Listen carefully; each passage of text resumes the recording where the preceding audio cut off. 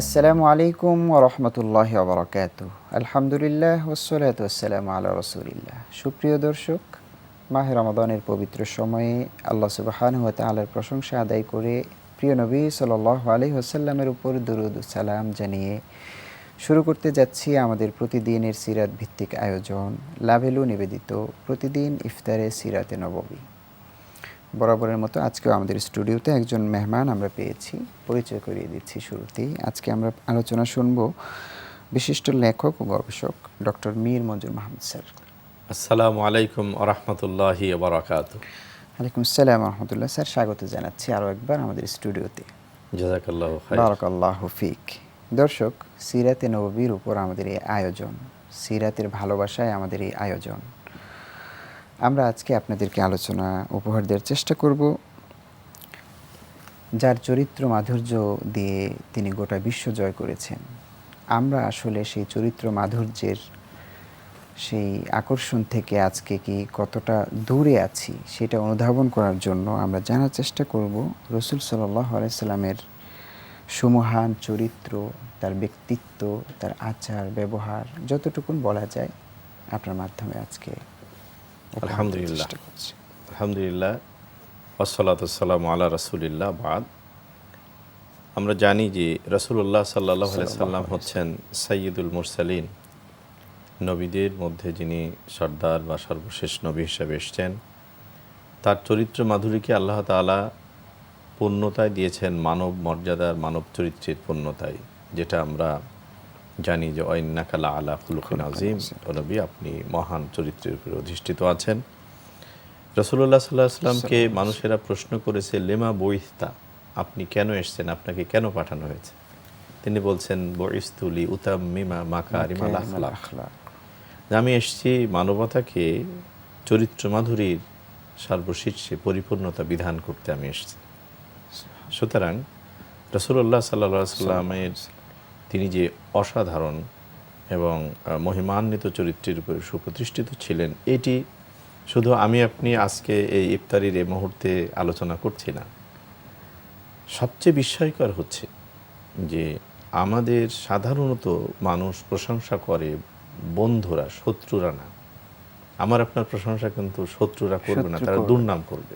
কিন্তু রাসূলুল্লাহ সাল্লাল্লাহু আলাইহি ওয়াসাল্লাম এমন এক ব্যক্তিত্ব, এমন এক সুমহান চরিত্রের অধিকারী ছিলেন যে তখন থেকে এ পর্যন্ত একান্ত দিগ্ভ্রান্ত ছাড়া তার কাজের সমালোচনা করেছে, ভালো লাগা মন্দ লাগা তারা বলেছে, তার রিসালাত মিশনের সাথে, নবুয়াতের মিশনের সাথে, ভিশনের সাথে দ্বিমত করেছে, কিন্তু ব্যক্তি মুহাম্মদ সাল্লাল্লাহু আলাইহি ওয়াসাল্লাম নিয়ে কেউ কোনো কথা বলতে সাহস করেনি। ইভেন তার ওই পরিবেশের লোকেরাও না, যারা তাকে শত্রুরাও না, যারা তাকে হত্যার উদ্দেশ্যে, তার প্রতিনিধিদেরকে ধরে আনার উদ্দেশ্যে সেই হেরাক্লিয়াসের দরবার পর্যন্ত হাজির হয়েছিল। তাদের মানে দলনেতা ছিল আবু সুফিয়ান রাদিয়াল্লাহু তাআলা আনহু। তখন তিনি ইসলাম কবুল করেন, তখন তিনি নবী সাল্লাল্লাহু আলাইহি ওয়াসাল্লামের ঘোরতর শত্রু। সেখানে গিয়ে বাদশাহ যখন জিজ্ঞেস করলো, যাচ্ছে তোমরা যে লোকটাকে, এই লোকদেরকে দোষারোপ করছো, তো যার কথা বলছো তার চরিত্র কেমন, লোকটা কেমন? সেখানেও কিন্তু এই রাসূলুল্লাহ সাল্লাল্লাহু আলাইহি ওয়াসাল্লামের এই তৎকালীন ঘোরতর শত্রু আবু সুফিয়ান রাদিয়াল্লাহু আনহু, তিনি অকপট স্বীকার করেছেন যে না, সে সত্যবাদী, কখনো মিথ্যা বলে না, সে আমানতদার, কখনো খেয়ানত করে না। অর্থাৎ তার চরিত্র মাধুরীর কথা স্বীকার করেছে। এই জিনিসটা প্রমাণ করে যে তার চরিত্র মাধুরী কোন জায়গায় পৌঁছেছে।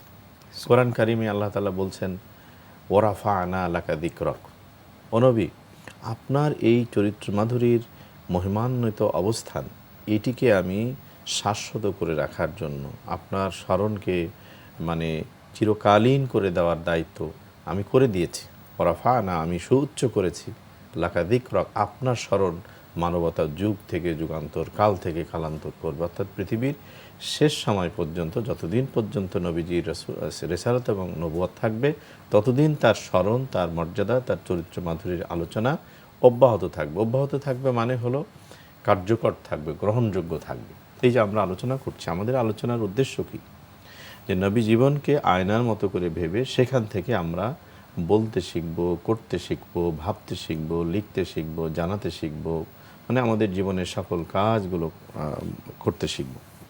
এবং এই জায়গা থেকে আমরা যে জিনিসগুলো দেখি যে রাসূলুল্লাহ সাল্লাল্লাহু আলাইহি সাল্লাম তার চরিত্র গুণ দিয়ে, চরিত্র মাধুরী দিয়েই তিনি সমুজ্জ্বল এবং বিভময় হয়েছেন তার শত্রুদের কাছে। কথায়, ইসলামের কথায় যেখানে মানুষেরা বিরোধিতা করেছে, সেখানে তার সদাচরণে মানুষেরা বিমুগ্ধ হয়েছে, সদাচরণে বিমুগ্ধ হয়েছে। একটা ছোট্ট ঘটনা আমাদের কাছে খুবই মাশহুর, যে এক বেদুইন এসে নবীজির কাছে এসে মসজিদে নববীতে প্রস্রাব করা শুরু করে দিল। সাহাবীরা দেখে তাকে ওই সময় তুলে দেবেন, নবীজি বললেন না, তাকে করতে দাও, প্রস্রাব করতে দাও। প্রস্রাব শেষ হলো, নবীজি পানি আনতে বললেন, পানি আনা হলো, তিনি নিজে পানি ঢেলে দিয়ে এটা পরিষ্কার করলেন।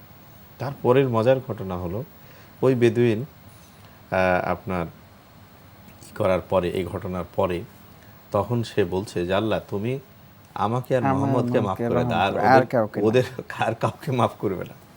নবীজি বললেন না, দোয়া এভাবে না, সবার জন্যই তুমি করতে পারতে। যাই হোক, একটা মানুষ মসজিদে একটা ভুল করে বসছে, সেটিতে তাকে শেখাবার জন্য এই যে ধৈর্য, এই যে আচরণ, নিজের আচরণিক অবস্থান, আমরা কোন শিক্ষক আছে তিনি এভাবে একটা মানুষকে বই শেখাবেন বা কোনো কিছু শেখাবেন অথবা আচরণ শেখাবেন, এমনটা কি পেরেছি? একমাত্র মা ছাড়া, বাবা ছাড়া এমনটি ছেলে মেয়ের পার্সোনালিগুলো করতে আমরা পারিনি। তো সেই জায়গাটা আজকে যারা দাওয়ার কাজ করেন, দায়ী হিসেবে কাজ করেন, মানুষকে শেখাতে চান, গড়তে চান, তাদের কাছে এই যে শেখাবার যে অনন্য বৈশিষ্ট্য নবীজি সাল্লাল্লাহু আলাইহি ওয়াসাল্লামের, সেটাকে আমরা দেখতে পারি। নবী সাল্লাল্লাহু আলাইহি ওয়াসাল্লামের চরিত্র মাধুরীর অন্যতম দিক ছিল, অনেকগুলো দিক ছিল, এটা বলে শেষ করা কঠিন, অবশ্যই শেষ করা যাবে। তিনি মানুষের সাথে কথা বলতেন, তার ঠোঁট থেকে হাসি যেত না, অথচ তিনি অট্ট হাসি দিতেন না, কাউকে তিরস্কার করে হাসতেন না, সবসময় মুচকি হাসি দিতেন। তিনি অবিচল থাকতে শিখেছেন, স্বাভাবিক অবস্থায় তিনি ধীর স্থির যেমন থেকেছেন, চরম বিপদের মুহূর্তেও তিনি অনড় অচল থেকেছেন। তিনি স্ট্র্যাটেজি চেঞ্জ করেছেন, বাট লক্ষ্য কখনো চেঞ্জ করেন, অভিন্ন লক্ষ্যে সময়ের প্রয়োজনে স্ট্র্যাটেজি চেঞ্জ করেছেন। তার মানে যে তার চরিত্রের, পার্সোনালিটিতে, ব্যক্তিত্বের জায়গায় তিনি কখনো কারো কাছে মাথা নত করেননি, না বিশ্বাসে, না চিন্তায়, না আচরণে।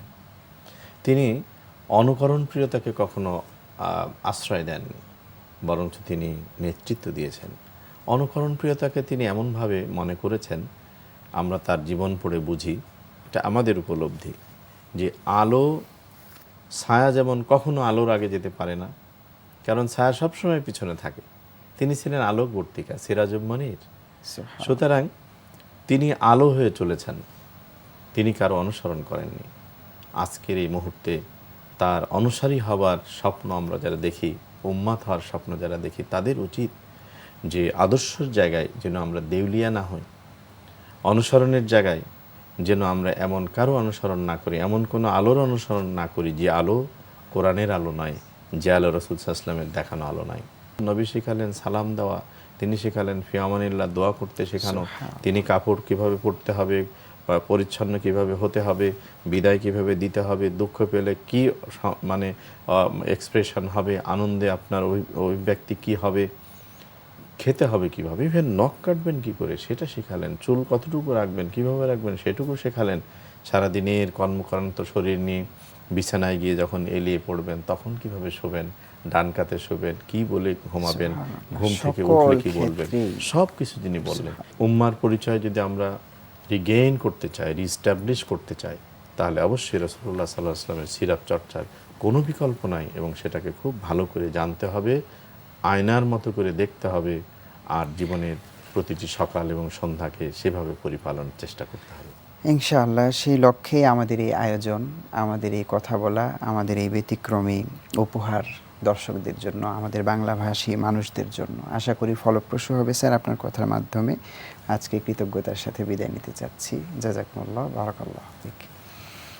দর্শক, আম্মাজান আয়েশা রাদিয়াল্লাহু তাআলা আনহাকে সাহাবায়ে কেরাম রাসূলুল্লাহ সাল্লাল্লাহু আলাইহি ওয়াসাল্লামের ইন্তেকালের পরে পরবর্তী প্রজন্ম সাহাবায়ে কেরামদের এসে জিজ্ঞেস করেছিলেন রাসূলুল্লাহ সাল্লাল্লাহু আলাইহি ওয়াসাল্লামের চরিত্র সম্পর্কে। আম্মাজান আয়েশা কিছুটা বর্ণনা শুনে বোঝা যায় যে কিছুটা বিরক্তির সাথে জবাব দিয়েছিলেন যে তোমরা কি কোরআন পড়নি, তোমরা রসুল্লাহ সাল্লাল্লাহু আলাইহি ওয়াসাল্লামের চরিত্র সম্পর্কে জিজ্ঞেস করছো, তোমরা কি কোরআন পড়নি? সুবহানাল্লাহ। বুঝতেই পারছেন আমাদের সম্মানিত আলোচকবৃন্দ যে আলোচনা বারবার প্রতিটি পর্বেই একটি কথা উঠে আসছে, সিরাত অধ্যয়ন, সিরাত চর্চা, সিরাতের সাথে নিজেকে সম্পৃক্ত করতে পারার গুরুত্ব কতটা। আমরা কোরআন অধ্যয়ন করছি, খতম দিচ্ছি পবিত্র এই মাসে, কিন্তু সেটি কতটা ফলপ্রসূ হচ্ছে সেটি যদি আমরা দেখতে চাই তাহলে আমাদের দেখতে হবে প্রিয় নবী সাল্লাল্লাহু আলাইহি ওয়াসাল্লামের জীবন আদর্শ কেমন ছিল। যেটি রাসূলুল্লাহ সাল্লাল্লাহু আলাইহি ওয়াসাল্লামের চরিত্র সেটিই কোরআন, যেটি কোরআন সেটিই প্রিয় নবীর জীবন চরিত্র। আল্লাহ তাআলা আমাদেরকে তৌফিক দান করুন। আজ বিদায় নিচ্ছি, দেখা হবে আগামী দিন একই সময় একই চ্যানেলে ইনশাআল্লাহ। আসসালামু আলাইকুম ওয়া রাহমাতুল্লাহি ওয়া বারাকাতুহু।